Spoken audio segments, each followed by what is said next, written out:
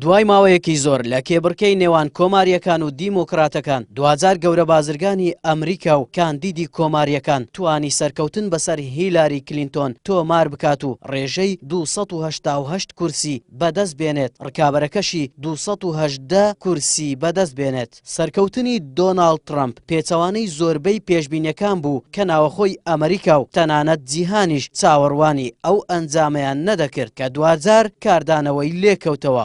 سەرۆکی دەستگای ستانداردیش دەڵێت لە ڕابردوودا گەلی کورد حەکیمانە بەرامبەر ئەمریکا نەجوڵاوەتەوە، بەڵکو تەنها لە پێناو چەند دەستکەوتێکی مادی ڕێکەوتنی کوردخایەنی ئەنجام داوە.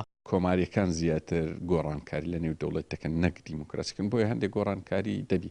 بەڵام بەگشتی ئەوەی ئەمە مەترسیمان هەیە ئەوەیە هەموو ڕووداوەکان بەیەک ئاراستن کە لە دوای داعش نەمانی داعش و سیاسەتی ئەمریکا کورد تووشی تەنگژەیەک دەبی، تووشی تەنگەبەریەک، تووشی هەورازێک دەبی، قیادەی زۆر حەکیمی پێویستە کە ئەمە لە کوردستان ئەو ئەزمەی ئەو قیادەمان هەیە. بۆیە گۆڕانکاریەکان بەو دەرجەی لە قازانجی کورد نییە. بڕۆ ڕێکەوتنەکەی تەمەشاکە باسی مادەی 140 باسی دەوڵەت باسی زەمانەتی کوردستان هەر تێدا نیە. تەنها یەک داوای کرێت، داوای 415 میلیۆن دلاری کرێش دایکیانی و تا ئەو بڕاومانەیە کورد ئەوە مەتاڵیبەکی.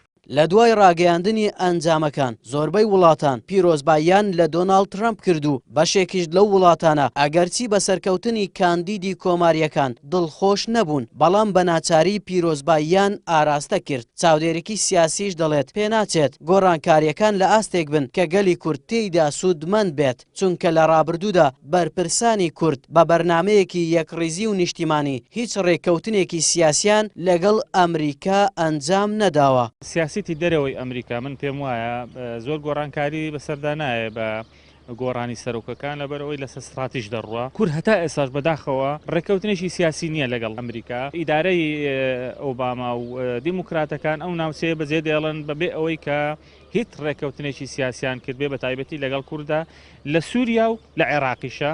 تەنها ڕێکەوتنی عسکەری هەبووە، سەربازی هەبووە، ڕێکەوتنی سیاسی نەبووە.